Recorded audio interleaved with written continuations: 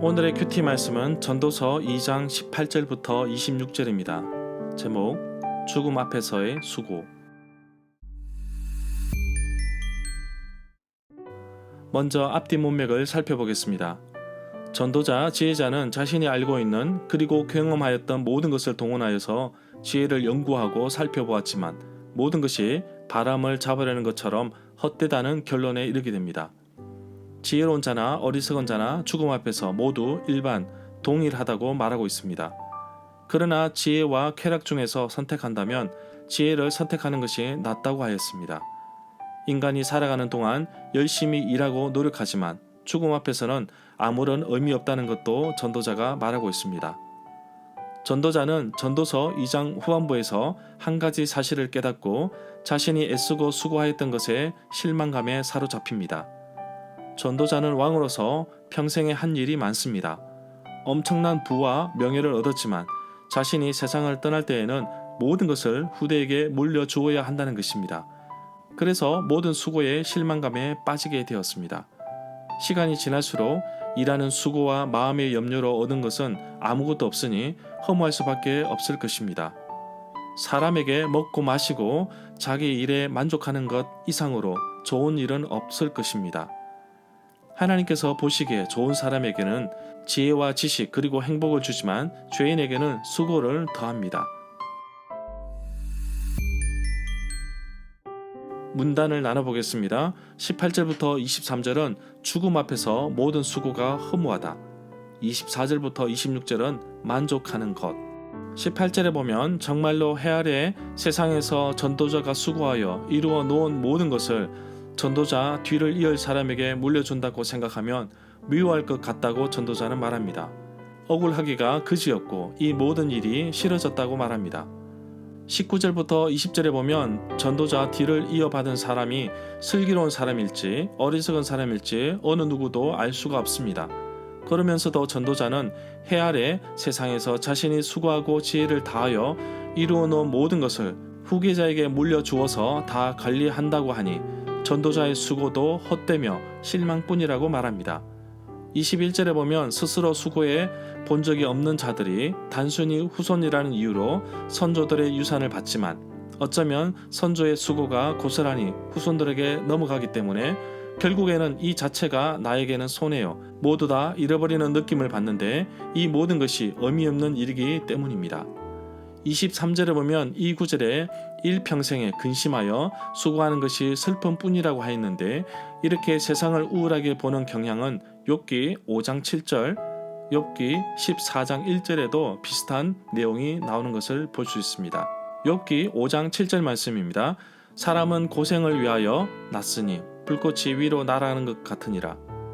욥기 14장 1절 말씀입니다. 여인에게서 태어난 사람은 생애가 짧고 걱정이 가득하며 24절에 보면 전도자는 죽음 앞에서 모든 것이 헛되다고 하였지만 그래도 인생을 살면서 얻어지는 기쁨과 즐거움은 하나님께로부터 나오는 것임을 깨닫는 것을 보게 됩니다. 다시 말하면 하나님께서 인생을 살아가는 우리에게 주신 값진 열매, 수고의 열매, 선물인 것입니다. 이 구절에 먹고 마시며 라는 말이 나오는데 철저하게 세속적인 인생관이라고 할 수도 있습니다. 또한 전도서 3장 12절부터 13절, 5장 18절, 8장 15절, 9장 7절부터 10절, 누가복음 12장 19절, 고린도전서 15장 32절에서도 이와 유사한 내용을 찾아볼 수 있습니다. 26절에 보면 하나님은 보시기에 좋은 사람에게 즉 기뻐하시는 자에게 슬기, 지혜와 지식과 희락, 기쁨을 주시고 죄인에게는 노고, 수고를 시키십니다. 죄인이 모아서 쌓은 수고를 시키셔서 그가 모든 재산을 하나님의 마음에 드는 사람에게 주시니 죄인의 수고도 헛되어서 바람을 잡는 것과 같다고 말하고 있습니다. 여기에서 죄인은 하나님을 기쁘시게 하지 않는 사람, 하나님 보시기에 좋지 않는 사람을 의미한다고 봅니다.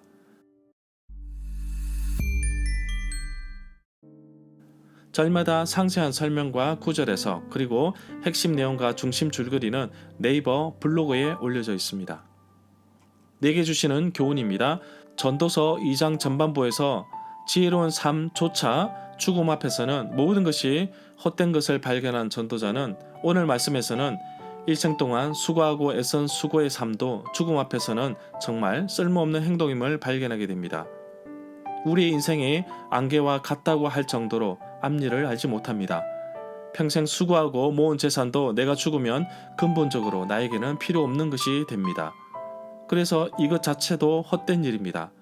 물론 후손에게는 유익한 물질이 되겠지만 나에게는 일하는 수고가 괴로운 뿐이며 허무한 일이라고 전도자는 말하고 있습니다. 이렇게 살다가 죽을 인생을 우리는 어떻게 살아야 할 것인가요? 그리스도인은 끊임없이 생각하고 생각해야 합니다.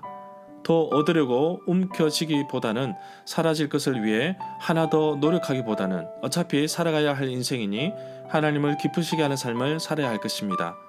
하나님 안에서 만족함이 있음을 발견하게 됩니다. 좀 불편하더라도, 좀 부족하더라도 하나님께서 이미 나에게 베풀어 주신 은혜를 기억하며 살기를 원합니다.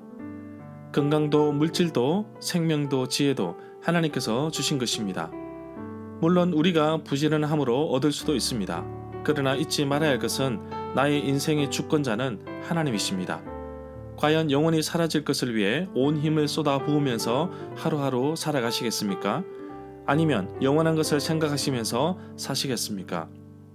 세상의 헛된 것을 추구하기보다는 지금에 만족하는 삶을 살기보다 나를 기억해 주시고 나에게 진정한 만족과 유익을 주시는 하나님께 나의 인생을 맡기는 것이 가장 현명한 판단이라는 것을 깨닫고 살아가는 하루가 되기를 간절히 기도합니다.